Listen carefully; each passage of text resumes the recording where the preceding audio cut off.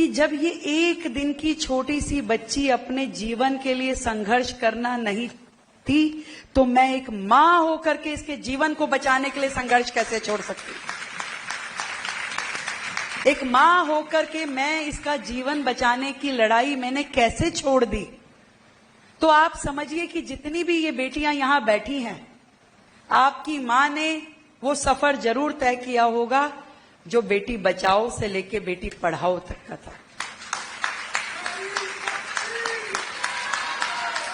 दिल्ली की सीएम रेखा गुप्ता ने एक बार फिर से बेटी बचाओ बेटी पढ़ाओ बेटी बढ़ाओ की नारे लगाए, बेटियों को बुलंद करने की, उनकी हौसले को बढ़ाने की, उनको उड़ान भरने की हौसला दिए। और उन्होंने कहा है जो बेटियों को अब हम ऐसी उड़ान भरवाएंगे, बेटी इस तरह से अपनी मंजिल छुएंगे, उड़ेंगे, इस तरह की बातें कही और एक ऐसी कहानी सुनाई है। आप भी सुनकर जो है इस कहानी को सुनने के बाद अपना भावनाओं को जो है आप रोक नहीं पाएंगे।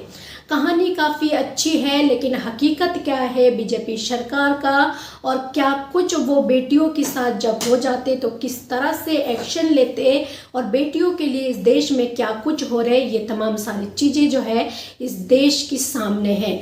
लेकिन वहीं पर जिस तरह से उन्होंने ये कहानी सुनाई है, ये कहानी बताइए और इसी कहानी के माध्यम से जो है उन्होंने ये भी समझाइए जो बीजेपी पार्टी ने जिस तरह से बेटी बचाओ बेटी पढ़ाओ के नारे लगवाई और हर वो गाड़ी की पीछे लिखा जाते, लेकिन उस बात को कितनी ज़्यादा जो है बीजेपी वालों ने निभाई और उसको बेटियों के साथ कितनी ज़्यादा इंसाफ करे, ये सारी चीज़ें जो है सबको पता है। लेकिन ऐसी में रेखा गुप्ता क्या कुछ सुनाते, कौन सी इमोशनल कहानी सुनाती है, कहानी काफ़ी दिलचस्प भी है, एक बार आपको भी सुननी चाहिए। परिवार में जब अगली बार उसका डिलीवरी टाइम आया तो परिवार ने कह दिया कि भाई इस बार बेटी नहीं होनी चाहिए, अगर बेटी हुई तो आप समझ लीजिए तुम्हें और तुम्हारी बेटियों को घर से निकाल दिया जाएगा। वो मां बड़ी परेशान, उसने सोचा ये कोई मेरे हाथ की बात है, ये तो ईश्वर की देन है, मैं इसमें क्या कर सकती हूं। पर परिवार के लोग जो बहुत पुरानी परंपराओं को मानने वाले थे, उसी सोच को रखते थे, उन्होंने कहा नहीं हमें नहीं मालूम, बेटी हुई तो तुम जानो। और वही हुआ जिसका डर था, एक और बेटी, एक और लक्ष्मी घर आ गई। पति ने, सास ने कहा कि भाई हम तो रखेंगे नहीं, या तो तू अब जा इस घर से, ले जा अपनी चारों बेटियों को, या अपने हाथों से इसको मार डाल। बड़ी सोच में बड़ी रोई, बड़ा कल्पी, पूरी रात सो नहीं पाई, क्योंकि रात को जो उसको आदेश मिला कि इसको अपने हाथों से मारो, उसे कुछ समझ में नहीं आया। उसने क्या किया, सर्दी की रात थी, बारिशें भी हो रही थी, एक खाट ली, आंगन में डाली, उस बच्ची को नंगे बदन वहां लिटा दिया।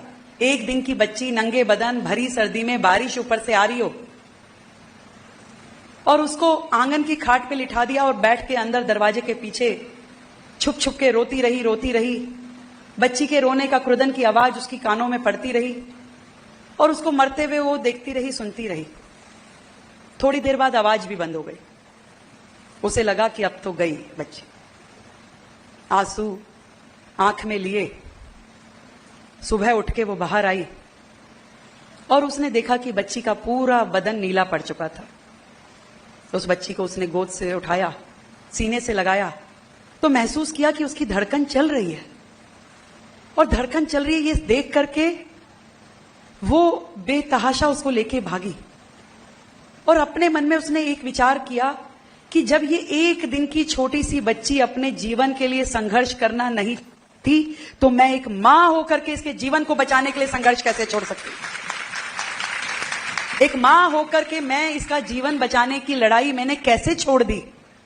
तो आप समझिए कि जितनी भी ये बेटियां यहां बैठी हैं, आपकी मां ने वो सफर जरूर तय किया होगा जो बेटी बचाओ से लेके बेटी पढ़ाओ तक का था।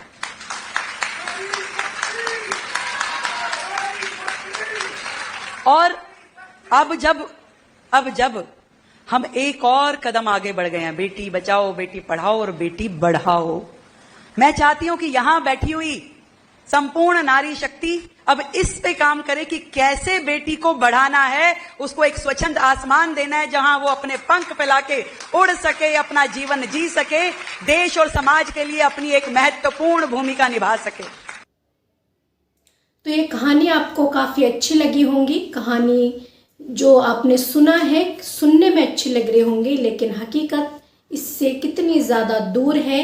ये देश में किस तरह से बेटियों के साथ होते और बीजेपी की सरकार में कितनी ज़्यादा बेटियों को सुरक्षा दी गई, कितनी ज़्यादा बेटियों के साथ इंसाफ करे गई, ये सारी चीज़ें जो है आप देश पूछ रहे हैं रेखा गुप्ता से ये वीडियो वायरल होने के बाद।